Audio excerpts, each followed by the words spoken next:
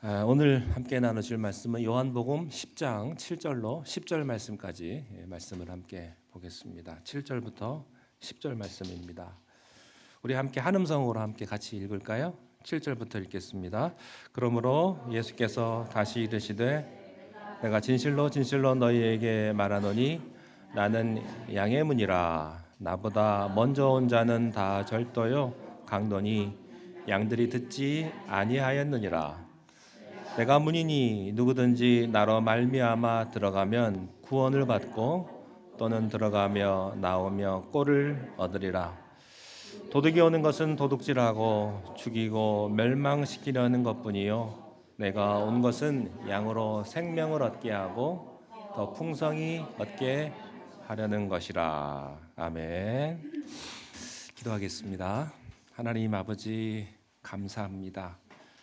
오늘도 말씀을 통해서 우리가 하나님 만나게 하시고 하나님 경험하게 하시고 하나님의 축복을 우리가 경험하며 영광 돌리는 귀한 시간으로 인도하옵소서. 전하는 자의 죄된 입술은 감추어 주시고 오직 성령님께서 이 시간을 주장하여 주옵소서. 예수님의 이름으로 기도하옵나이다. 아멘. 자, 오늘은 선한 목자라는 주제를 가지고 함께 은혜를 나누도록 하겠습니다. 예수님께서 제자들에게 두 가지의 리더십을 보여주셨습니다. 첫째는 선한 목자라는 리더십입니다. 예수님께서 자기 자신을 선한 목자라고 이렇게 말씀을 하셨습니다.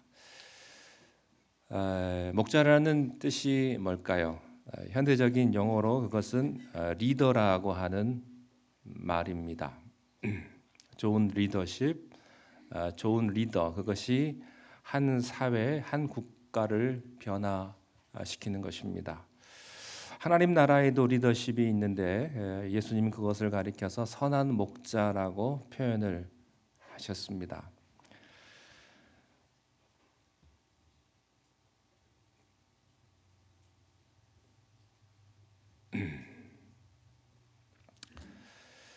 선한 목자와 반대되는 리더십이 있습니다. 그것은 사꾼 목자입니다. 사꾼 목자는 어떤 목자입니까?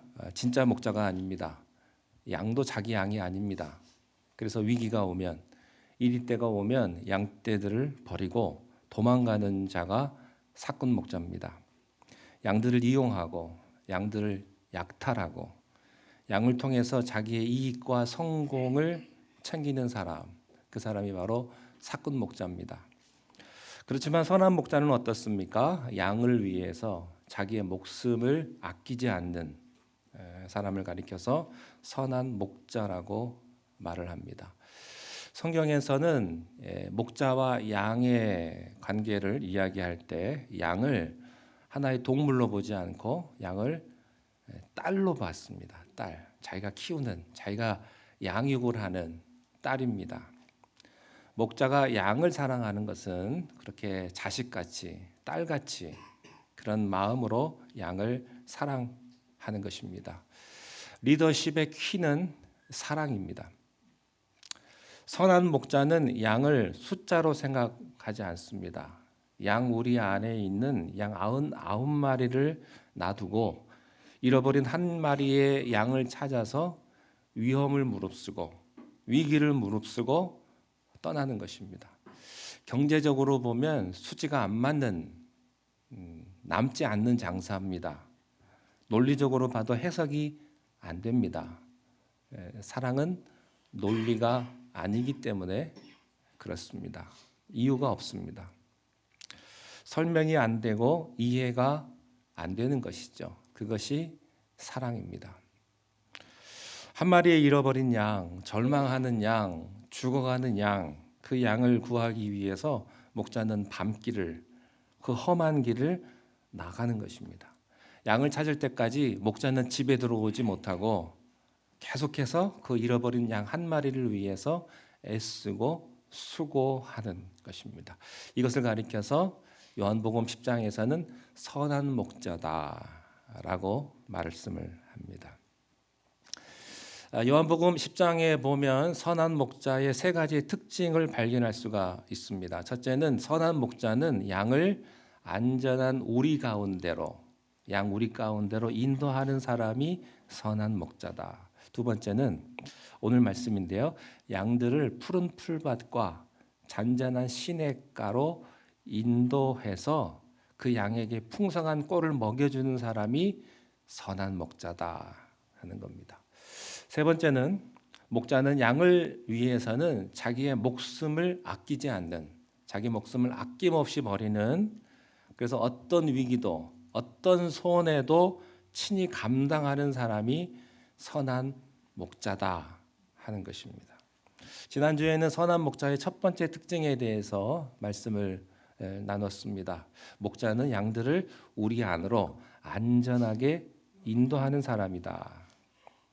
그러면 사꾼 목자는 무엇입니까?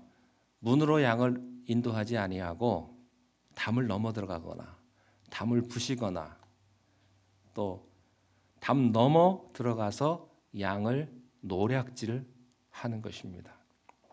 진정한 목자는 양의 음성을 알아듣습니다. 구분할 줄 아는 것입니다.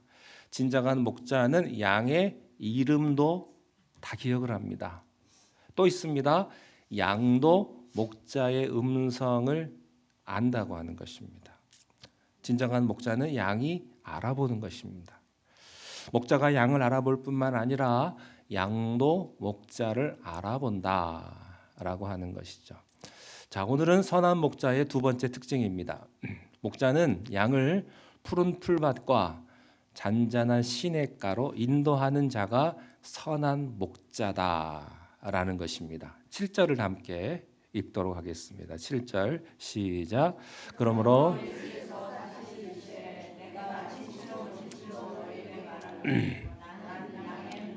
나는 양의 문이라. 7절 말씀에 보면 예수님의 말씀의 변화가 오는 것을 볼 수가 있습니다. 1절 말씀에 보면 이렇게 되어 있어요. 내가 진실로 진실로 너희에게 이르노니 문을 통하여 양의 우리에 들어가지 아니하고 다른 데로 넘어가는 자는 절도며 강도다. 그러니까 1절에서 보면 1절의 내용은 이런 겁니다. 예수님은 양 우리로 인도하는 사람이다라고 이렇게 표현을 하셨는데 7절에 보면 그게 좀 발전을 합니다. 그것이 아니고 내가 양의 문이다 하는 것입니다. 이 말씀은 이것과 같은 거예요.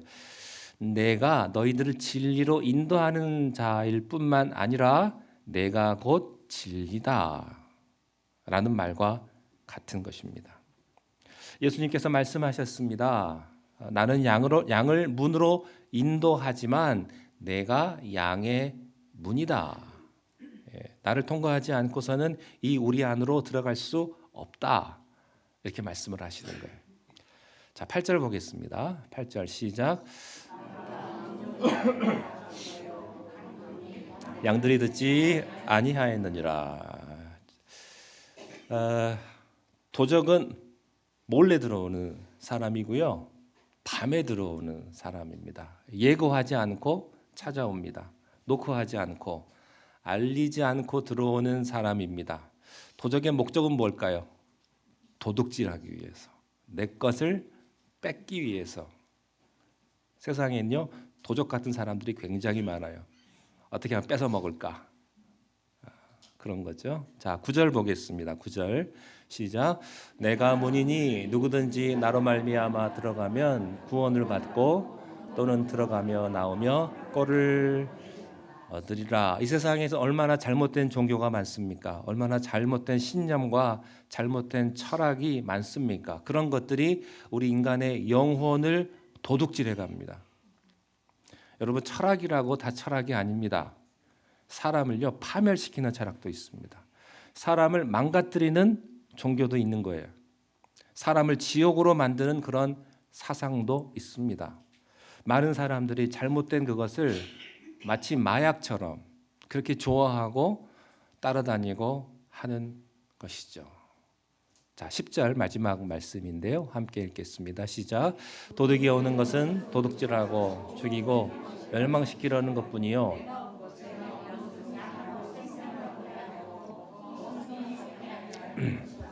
네, 이 10절 말씀은요. 요한복음 전체의 결론에 해당하는 말씀이고요. 성경 말씀의 기독교 신앙의 본질이 바로 이 10절 말씀이에요. 도둑이 온 것은 첫째 도둑질하고 두 번째 죽이고 세 번째는 멸망시키려 온 것이다.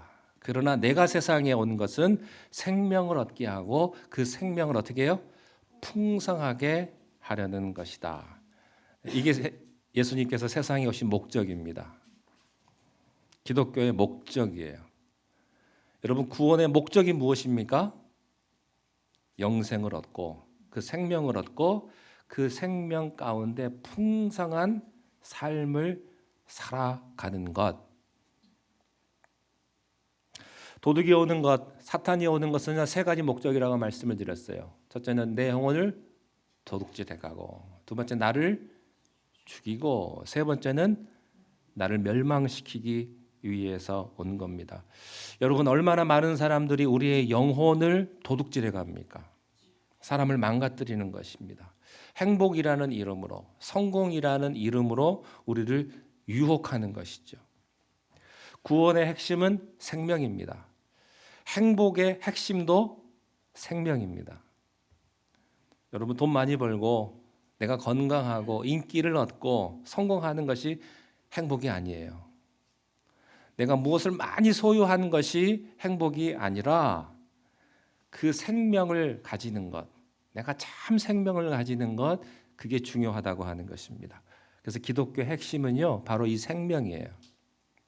영생을 주시는 하나님, 생명을 주시는 하나님, 생명의 원천이신 예수 그리스도, 그리고 생명을 우리들에게 가져다 주시는 성령님, 그분이 삼위일체 하나님이신 것이죠.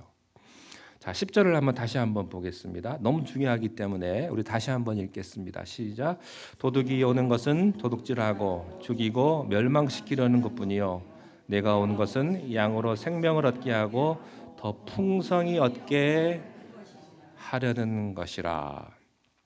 생명을 얻고 더 풍성하게 얻게 하려는 것이다. 여러분 이게 기독교인의 정의입니다. 여러분의 정의예요. 여러분의 본질입니다. 내가 하나님으로부터 생명을 얻고 그 생명이 풍성한 삶을 살아가는 것입니다. 크리스찬의 삶이란 무엇인가? 바로 이거예요. 생명을 얻고 생명을 풍성하게 누리고 즐기고 그리고 그 생명을 나누어 주는 것, 그것이 바로 크리스찬의 삶이라고 하는 것입니다. 여러분의 삶이 그런 삶이 되시기를 축원합니다. 예수님의 생명이 여러분에게 있고 예수님의 생명이 풍성하게 흘러 넘치는 그런 삶, 그런 삶이죠. 자, 이 풍성한 삶이란 무엇일까? 이 생명이 풍성한 삶이란 무엇일까? 우리가 먼저 기억해야 할 것은요. 이 풍성한 삶이라고 하는 것은 먼저 내가 단순히 오래 사는 것, 장수가 아니다라는 것입니다. 내가 장수하면 행복하냐? 아니에요. 물론 오래 살면 좋겠지만 여러분 한번 200살까지 산다고 생각을 해보세요. 100살까지 살다가 나머지 100년은 아파가지고 침대에서만 누워가지고 꼼짝 못하고 100년을 더 산다. 그건 축복이 아닐 거예요. 무작정 오래 산다고 해서 축복이 아니고요. 내가 어떤 삶을 사느냐가 축복인 거예요. 그래서 삶은 양이 아니고 질이에요. 질. 내가 어떤 질의 삶을 사느냐. 똑같은 24시간을 살아도요. 지옥을 사는 사람이 있고요. 똑같은 24시간 살아도 천국 같은 그런 기쁜 삶을 사는 인생이 있다고요. 여러분은 어때요? 여러분은 지옥 같은 삶을 사십니까? 아니면 천국 같은 삶을 사십니까? 우리 인생은 양이 아니고 질이다라고 하는 거예요. 두 번째는요. 슬픔과 아픔과 질병과 고통이 없는 삶이 풍성한 삶이냐? 또 그렇게도 정의하기가 어려워요. 여러분 어떤 때는 우리가 슬픔도 있고 어떤 때는 고통도 있고 어떤 때는 아플 수도 있어요. 내가 병에 걸릴 수도 있다고요. 또 어떤 때는 심지어 일찍 죽을 수도 있어요. 그렇지만 그 사람에게는 세상이 알지 못하는 생명의 풍성한 삶이 있을 수 있다고 하는 사실인 거죠. 풍성한 삶이란 무엇인가? 그저 겉으로 보기 아름답고 자기 나름대로의 그런 기적 같은 삶만도 아니다라고 하는 것입니다. 우리가 이 풍성한 삶이란 말을 이해하기 위해서는 우리가 먼저 단어 뜻을 조금 잘 이해해야 될 필요가 있습니다. 그래야 이걸 정확하게 이해할 수 있습니다. 이 풍성하다라는 말, 이 말의 영어의 어원을 조사해 보니까 이런 뜻이 있어요. 파도를 일으키다. 파도 아시죠? 파도를 일으키다. 이 말이 풍성하다라는 뜻이 있습니다. 여러분 혹시 끊임없이 밀려오는 파도를 기억하고 계십니까? 샌프란시스코 오션 비치에 가보면 파도가 이렇게 치는데 사람들이 거기에서 서핑을 하는 사람들이 있습니다. 거기서 이렇게 보면 작년에 가도 파도가 치고요. 엊그저께 가도 파도가 치고요. 또 다음에 가도 파도가 칠 거예요. 끊임없이 계속해서 연거푸 변함없이 영원히 파도가 치는 거예요. 철썩 철썩 밤새도록 내가 잠을 자고 있는 그 순간에서도 그 새벽에도 파도는 계속해서 치는 것입니다. 그렇습니다. 이 풍성하다는 말은 끊임없이 파도가 치는 것처럼 한 번으로 끝나지 아니하고 영원히 계속 치는 파도 같다라고 하는 말이에요. abundant라고 하는 뜻이 여기에 있는 것이죠. 두 번째입니다.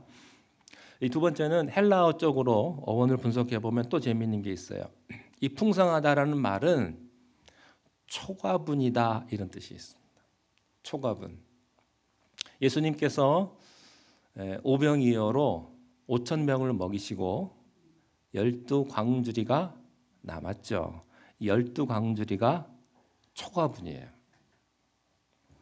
5천 명을 이미 배불리 다 먹였습니다.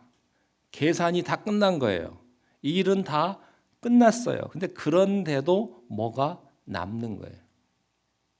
초과분을 가리켜 풍성하다라고 말하는 것이죠. 따라서 풍성한 삶이란 초과분의 삶, 부족함이 없는 삶, 차고 넘치는 삶, 100% 이상을 만족하는 삶. 우리가 이렇게 말하잖아요. 나는 더 이상 소원이 없어. 나 이거면 만족해. 그런데도 뭐가 계속 남는 거예요. 그리고도 남아요. 이것을 가리켜서 풍성하다라는 말에 헬라어를 사용을 했습니다. 예수님께서는 우리들에게 생명을 주셨습니다. 그래서 우리는 구원을 다 이미 받았죠. 천국을 다 우리는 받았습니다. 그런데도 초과분이 남는 거예요. 이것을 예수님이 주시겠다고 말씀을 하시는 겁니다. 이 두 어원을 합성해 보면 이런 말이 됩니다. 초과분이 파도처럼 계속 오는 것. 여러분 얼마나 좋습니까? 내 본전은 다 끝났어요. 요것까지만 하면은 좋아요. 계산은 다 끝냈고 내 일이 다 끝났음에도 불구하고 12광주리가 남는 것이 그렇게 많은데 그 남는 것이 어떻게 해요? 파도처럼 나에게 계속 치는 것, 그것이 나에게 계속 온다. 할렐루야. 예, 아멘 하시는 분에게 이 축복이 말 줄로 믿습니다. 예, 그런 축복이 나에게 계속해서 오는 거예요. 저는 그런 삶이 여러분의 삶이 되시기를 축원합니다.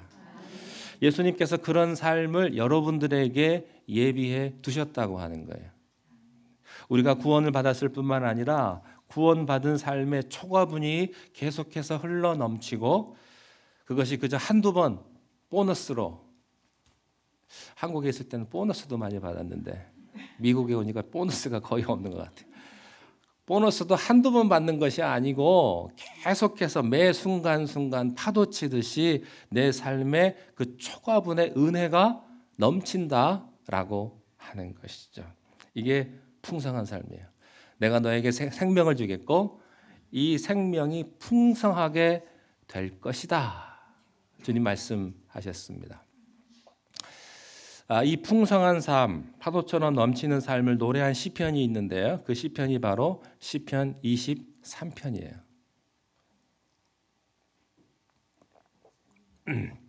이 시편 23편을 5가지로 분석을 해보면 풍성한 삶이 무엇인가를 우리가 찾아볼 수가 있습니다. 첫째는 예수님께서 우리들에게 베풀어 주시는 생명, 그 풍성한 삶이라고 하는 것은 그 첫째는 부족함이 없는 삶이다 라는 것입니다. 시편 기자는 우리들에게 이렇게 말을 합니다. 여호와는 나의 목자시니 내가 부족함이 없으리로다. 저는 여러분의 삶이 모자람이 없는 부족한 삶이 아니라 차고 넘치는 부족함이 없는 그런 초과분이 파도처럼 매일매일 흘러넘치기를 축원합니다. 여호와는 나의 목자가 되시기 때문에 나는 부족함이 없습니다. 더 이상 원하는 게 없어요. 왜? 부족함이 없기 때문에. 여러분 배부른 사람에게 아무리 음식 갖다 줘 보세요. 못 먹어요. 왜? 나는 이미 배가 부른 상태이기 때문에, 부족함이 없기 때문에. 여호와가 나의 목자가 되시기 때문에 no more. 나는 부족함이 없습니다. 이렇게 고백하는 삶이 풍성한 삶이다라고 하는 것입니다. 그가 나를 푸른 풀밭에 누이시는 거예요. 양은요, 좀처럼 눕지 않습니다. 여러분 양이 누운 거 보셨습니까? 누운 거 보기 되게 힘들어요. 양은요 스트레스 받으면 안 눕습니다. 파리가 왔다 갔다 해도 안 눕습니다. 배고파도 안 눕고요. 밤에도 안 누워요. 그러면 언제 눕느냐? 양 자신이 생각하기에 모든 위험이 다 지나가고 자기가 안정감을 느낄 때 눕는 거예요. 하나님께서 여러분을 눕게 하실 줄로 믿습니다. 내 모든 위기가 다 지나가고 내 모든 아픔을 다 사라지게 하셔서 내가 참으로 안정감을 느끼는 거예요. 자 보십시오. 여호와는 나의 목자시기 때문에 내가 부족함이 없으리로다. 그가 나를 푸른 풀밭에 어떻게 해요? 누이신다. 이 말씀은 나에게 오는 모든 위기, 나에게 오는 모든 스트레스, 나에게 오는 모든 위험을 주님께서 다 제거시켜 주시기 때문에 내가 안심하게 누울 수 있도록 만들어 주시는 분이 바로 주님이시다 라고 하는 겁니다. 두 번째는요. 시편 23편에 의하면 풍성한 삶이란 어떤 삶이냐? 인도받는 삶이다 라는 겁니다.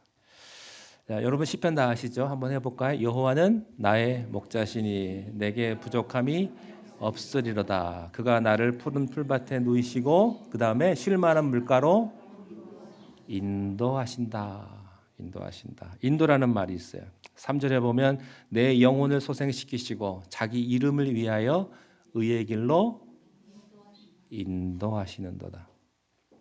풍성한 삶이란 인도하는 삶이다.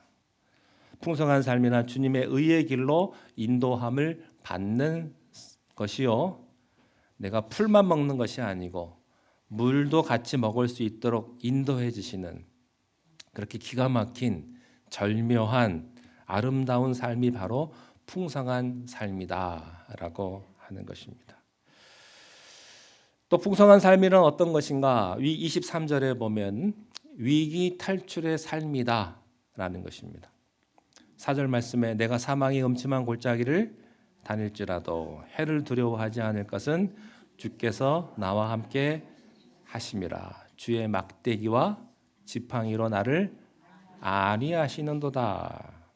풍성한 삶이란 내가 내 인생에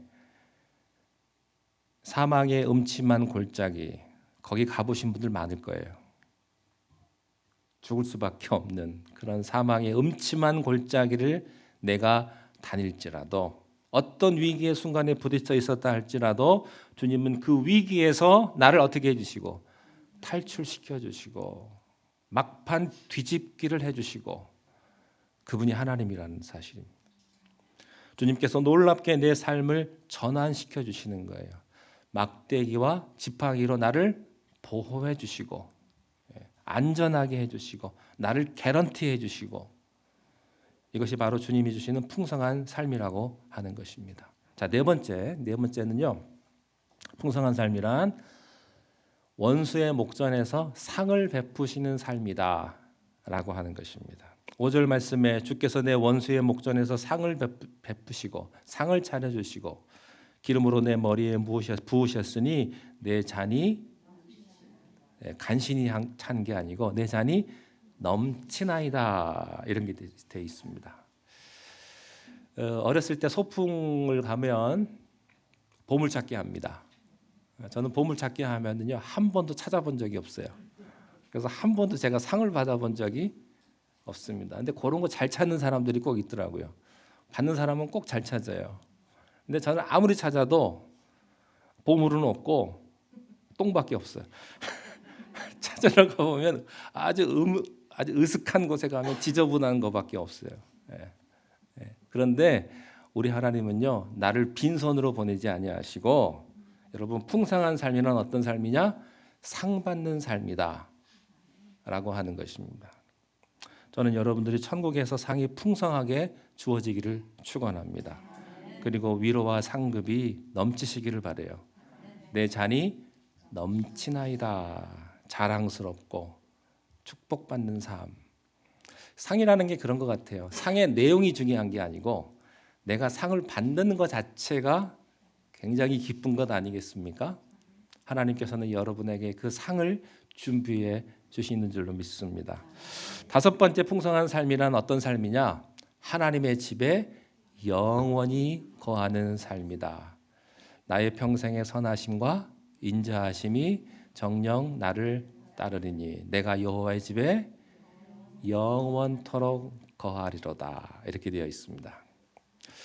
시편 23편의 풍성한 삶의 다섯 가지의 모습을 봅니다. 첫째, 부족함이 없는 삶이다. 두 번째, 하나님이 인도하는 삶이다. 세 번째, 위기 탈출하는 삶이다. 네 번째, 하나님의 인도함을 받고 하나님으로부터 상을 받는 삶이고 마지막 다섯 번째, 하나님의 집에 영원토록 사는 것이다. 영원에 이르는 삶이다. 그것이 풍성한 삶이다 라는 것입니다. 얼마나 좋습니까? 그죠? 자, 따라하십시오. 이것은 다 내 거다. 말한 분들에게는 다 내 건 줄로 믿습니다. 여러분의 것으로 삼으십시오. 예수님께서 여러분들에게 그 삶을 약속해 주셨습니다. 내가 세상에 온 것은 양으로 생명을 얻게 하고 그 생명으로 풍성하게 하는 것이다 하는 거예요. 내가 그것을 위해서 십자가를 졌고 내가 그것을 위해서 부활했다. 예수님께서 이렇게 말씀을 해주시는 거예요. 사랑하는 성도 여러분, 이런 풍성한 삶을 살기를 원치 않으십니까? 이런 풍성한 삶을 살 수 있게 되시기를 바랍니다. 어떤 위기에도, 어떤 어려움에도, 어떤 고통에서도, 어떤 가난에서도 두려워하지 않고 찬양이 흘러넘치고 기쁨이 넘치고 또 미래에 대한 희망이 있는 그런 풍성한 삶이 여러분의 삶이 되시기를 주님의 이름으로 축원합니다. 기도하겠습니다. 하나님 아버지, 하나님의 생명이 우리 안에 있게 하시고 그 생명으로 말미암아 풍성한 삶을 살아가는 하나님의 자녀들이 다 되게 인도하여 주옵소서. 예수님의 이름으로 기도하옵나이다. 아멘.